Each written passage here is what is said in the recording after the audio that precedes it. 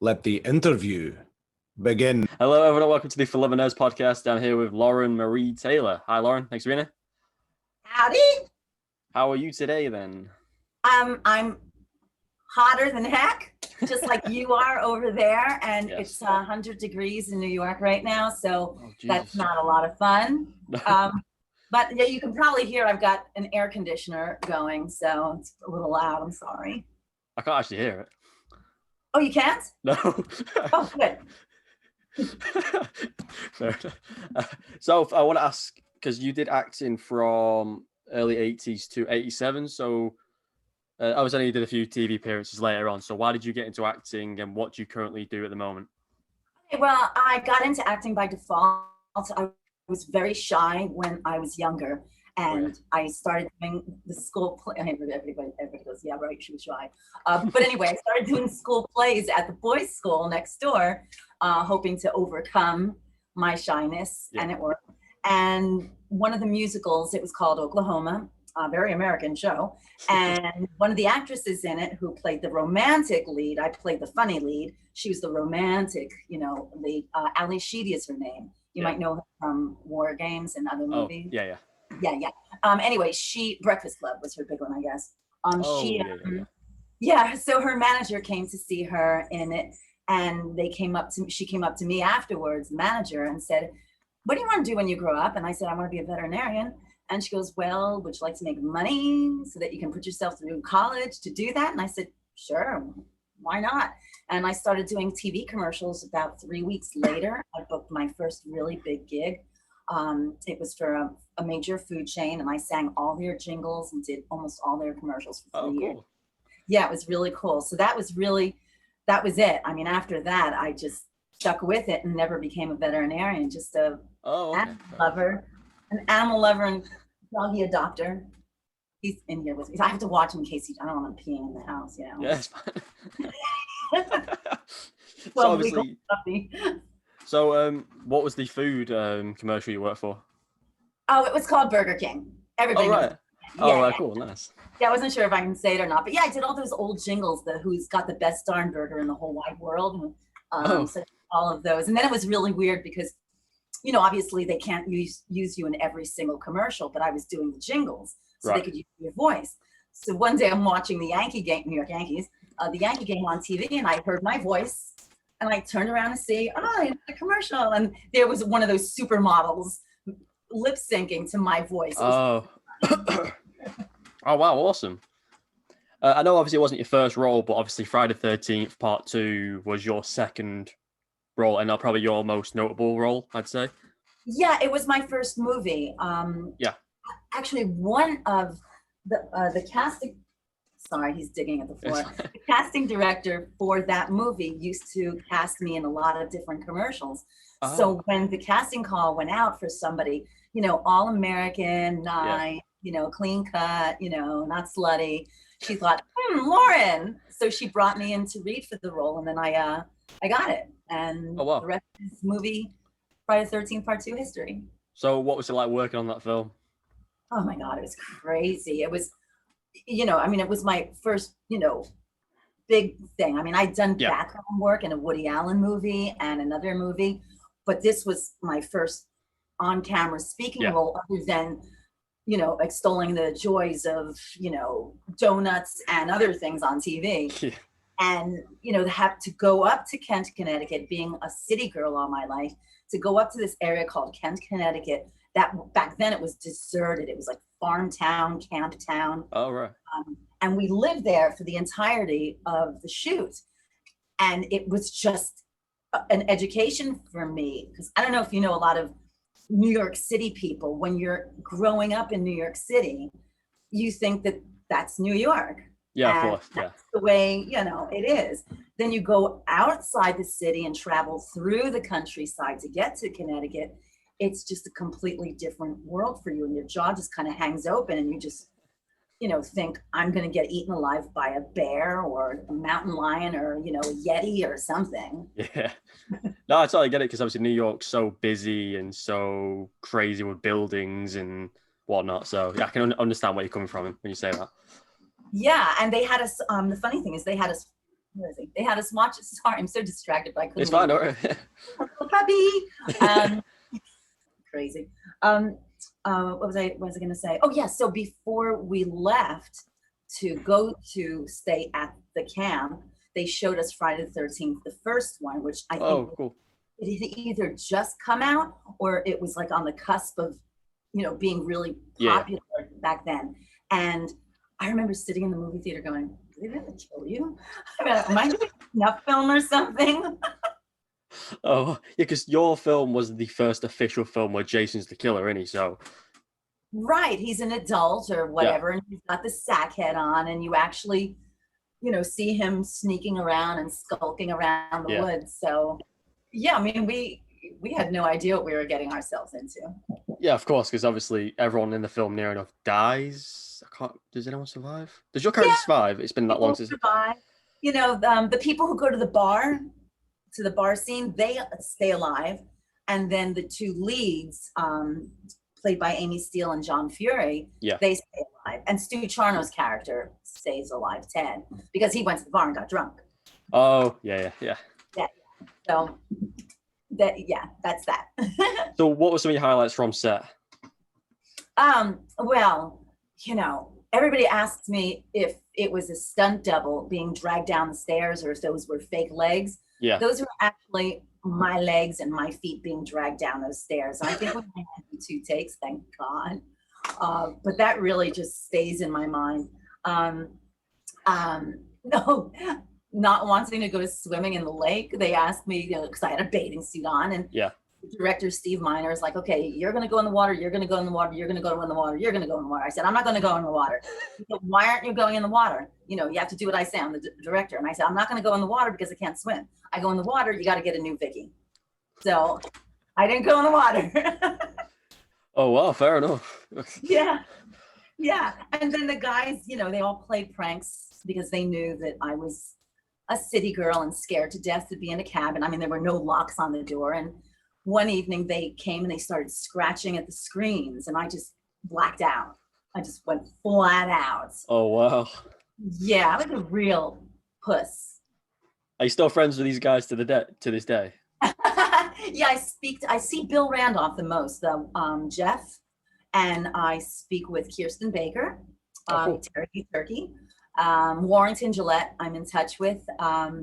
Stu I spoke to recently, Russell Todd I've seen and spoken to him and hooked him up with people for podcasts. And that's pretty much it. I mean, Bill Randolph, he lives in the city, and I'm up a bit from New York City now. But we see each other because we're East Coasters. So that's why we see each other more often. Yeah. Nice, that's awesome. It's really cool to see that you've stayed in contact with so many people. Yeah. And it's really because of the circuit of conventions. Oh, of course, yeah. I would see Bill sometimes, being in the city and, running in the same circles.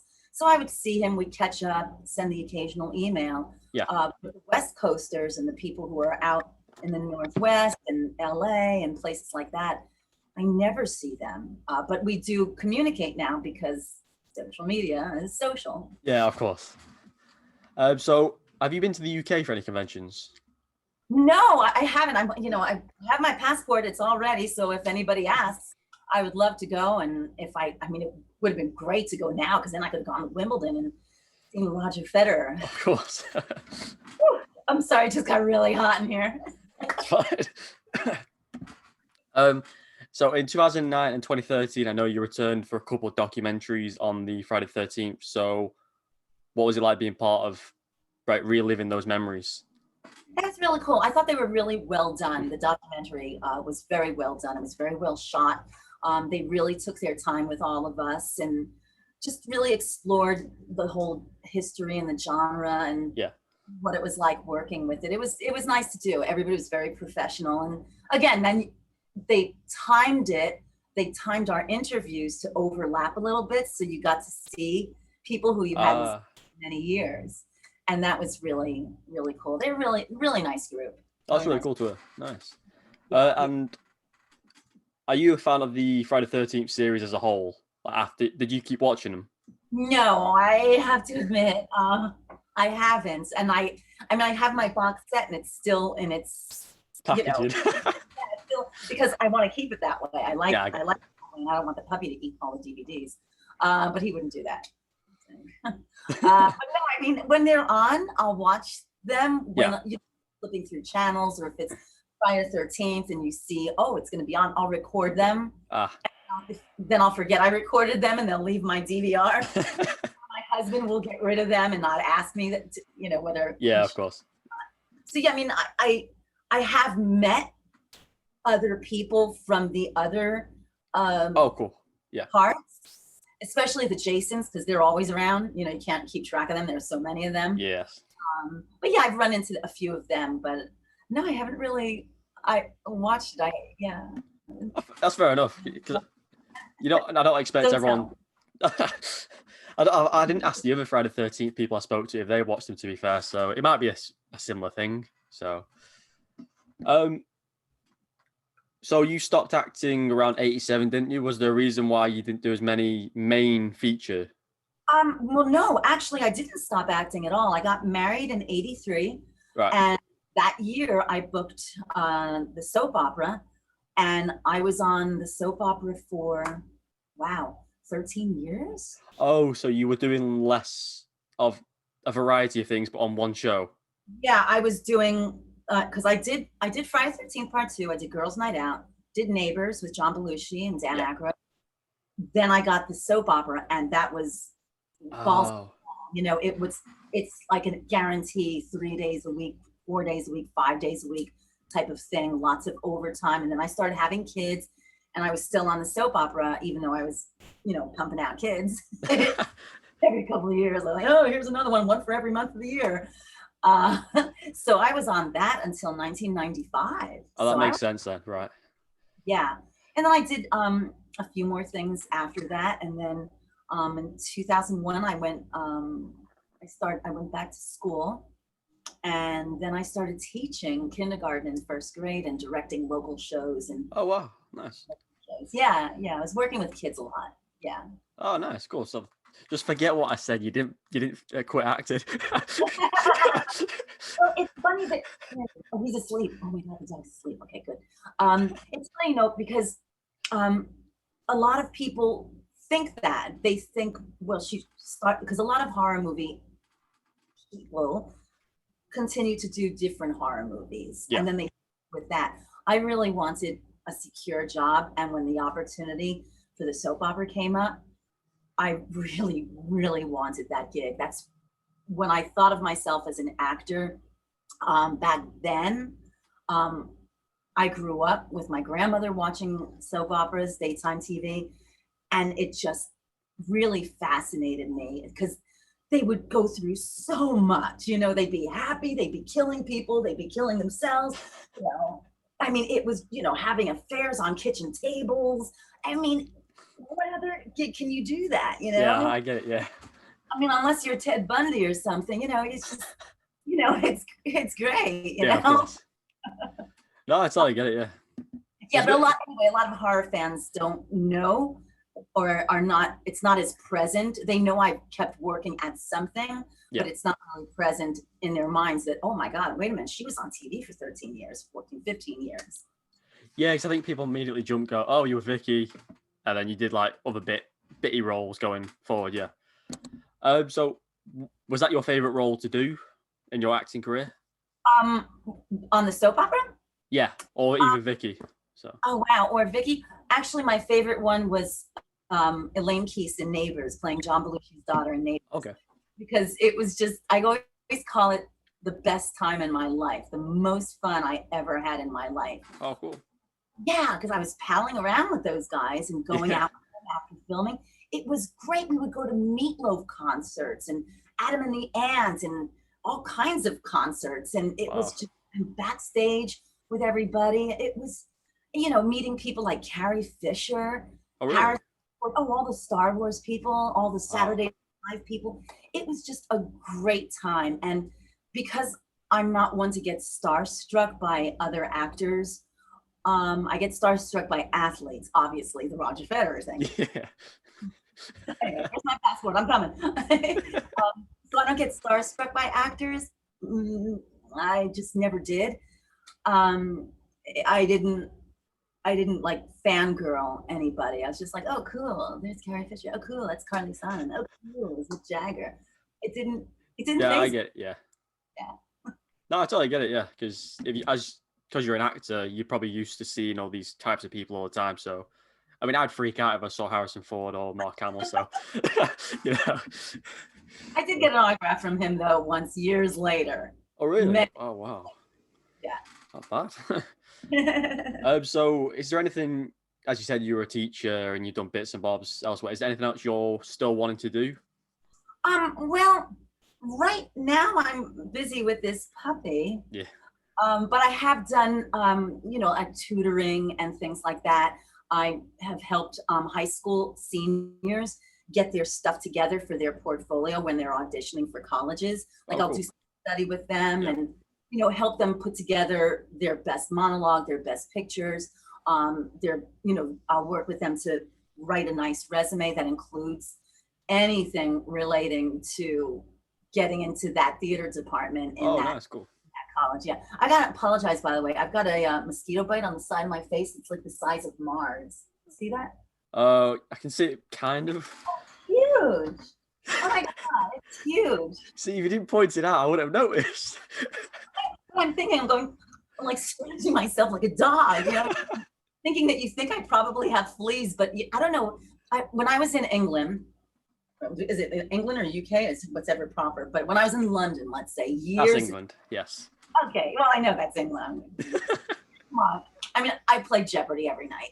But anyway, neither here nor there, as Bill Bryson would say, who lived there for a long time. Anyway, when I was in England, I go scratching again. When I was in England, in London, it was in early spring, so it wasn't so buggy. Oh, okay. So you're getting me in the summertime, and is it buggy there too, or? I'm sort of used to it because I have an outside job, so I'm used to bees and wasps and mosquitoes and all that sort of stuff. So. What do you do outside? I'm a groundsman. Oh wow! Okay. Yeah, so I work with hedges and all that sort of stuff. and I, turning over rocks, and all of a sudden you find a beehive. Yes, we found a few wasp nests. So. Ooh, that's scary. Yeah, luckily I don't have to deal with that sort of stuff. That's my boss's job. So. Yeah, the joys. Yeah, when a mosquito net no longer works because they're wasps. It's like being in a horror movie. The ground. Oh no. Yeah, wasps or Jason. You've had Jason. So. Well, it is funny when I first moved where I live now. It's just so weird growing up in New York City. You're used to all the noise. It was so quiet when we moved here.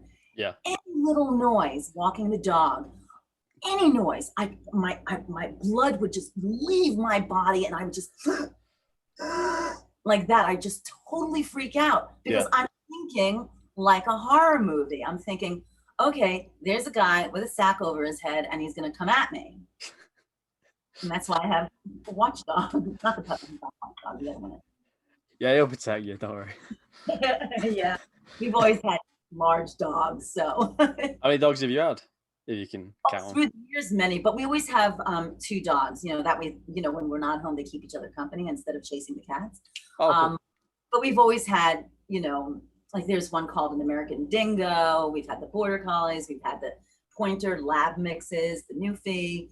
Yeah, so we've had a multitude of craziness here. That's cool. Yeah. So obviously you said you've had a lot of dogs. Have you ever wanted to go back into what was the job you wanted to do as a kid? Veterinarian.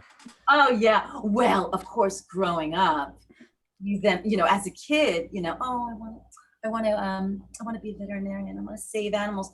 But then as you grow up and you start taking your animals to the vet, and then they get old, and you realize, wait, I don't want to do that because I don't want to put a dog to sleep.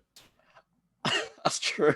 I don't want to put a cat to sleep. I just don't want to do that. It just, because I haven't done it personally, but I've had to hold many a paw throughout the years, and it's just heartbreaking. I can feel my heart breaking.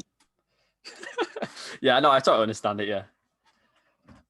So throughout your career, or not just career, like through your life, what are some of your more personal or biggest achievements you feel like you've accomplished? Oh, well, having 3 kids. Yeah, of course. Yeah, I mean that's number one, is having 3 kids is number one.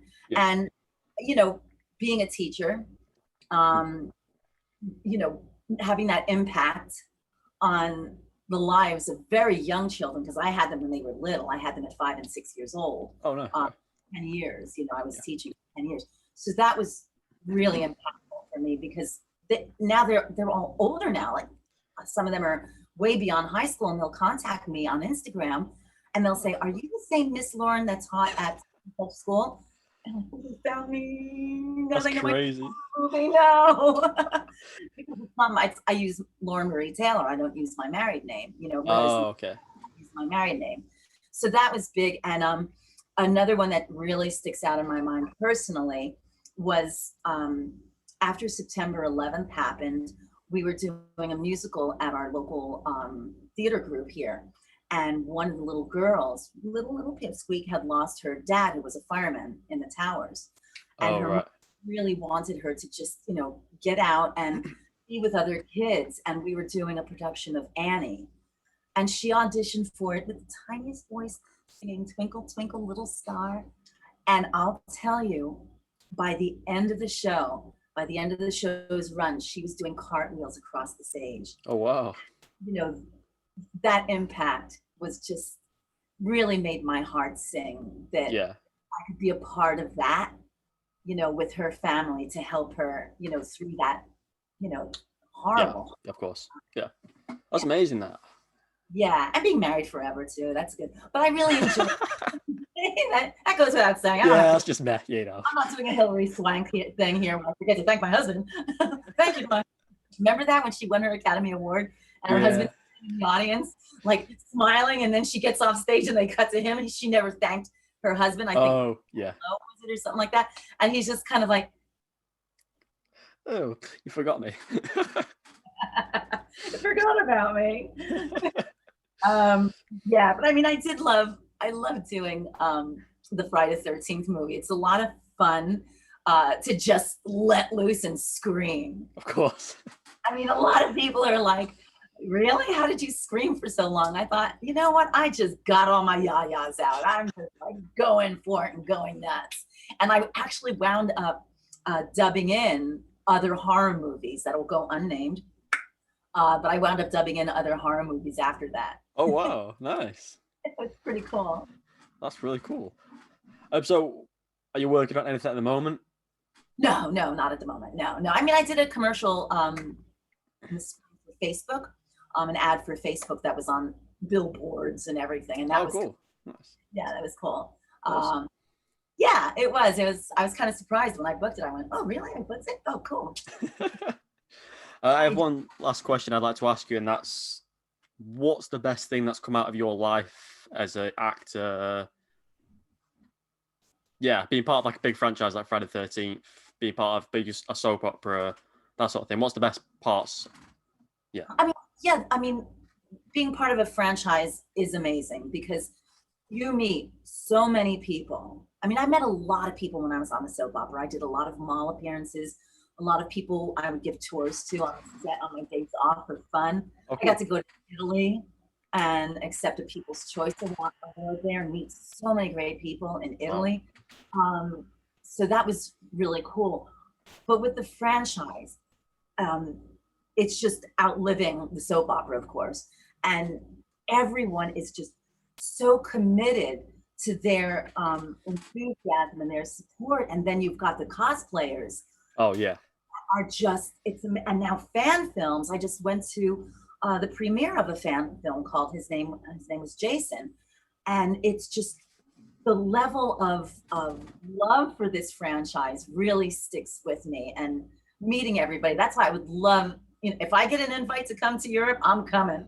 I'll post it on social media that I'm coming, but I would love to be able to come there and we can meet in person too. Yeah, exactly. I mean, there's a horror convention in Manchester, so you never know. There's some of the Friday the 13th cast going to that one, so maybe you'll get a call one day. Yeah. Sweet. When is that? That's 16th and 17th of October. Oh, I wish I could go. I mean, if they invited me, I'd go. Yeah, they might be saving you for next year. You never know.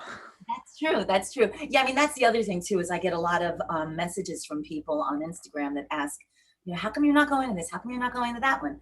And I'm like, well, you kind of have to be invited. Yeah, of course, you can't just show up. Yeah. Well, actually, there is one coming up because there are a couple of vendors that I wanted to get to when I did my last Monster Mania a couple of months ago.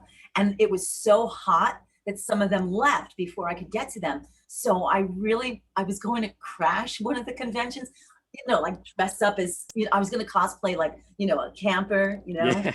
and I was going to do that thing. I was going to not hook up, I'm using the wrong terminology. Okay. I was going to not meet up either. Oh gosh. Get in touch with a couple of the cosplayers that I follow on Instagram. And she said that she would dress me up as a camp counselor, and she would do the thing. And then we'd walk around with the sackhead Jason. Oh, nice. One of the Jasons. Yeah. I guess it's her boyfriend also dresses up as Jason. So she said we could walk together. I'm like, I could get away with that, but I don't want voters thinking that I'm crashing their thing. And if people recognize me, fine. If they don't, even better, because that means I'm doing a really good job with the cosplay. Yeah, of course. Are you still recognized for Vicky, by the way? Yes. Yeah, I am. Mostly for the soap opera, but I do get Vicky, especially if I've got one of my t-shirts on. Okay. Yes. Oh, that's a good question. So, which one was it? Fright Rags put together a Friday the 13th Part 2 t-shirt, and it has, I'm on the back, in the campfire scene, but Amy Hill as Ginny is on the front, with the rake thing, with Jason's, head like this. Yeah. Friday the 13th Part 2, and I was wearing it when I was hiking. So I'm going up and doing my business, coming back around, and all of a sudden this guy, I saw him going up one way, and then he came the other way where I was coming down. So that was kind of weird. Yeah. And I kind of looked at him and I said, weren't you going the other way? And he says, no, I just had to tell you that I love your t-shirt. And I said, oh, thank you. And then he said, wait, were you in that? And I said, yeah. He goes, you're Vicky. I said, how did you know? He goes, your voice. Oh, wow. That's crazy. On a hike.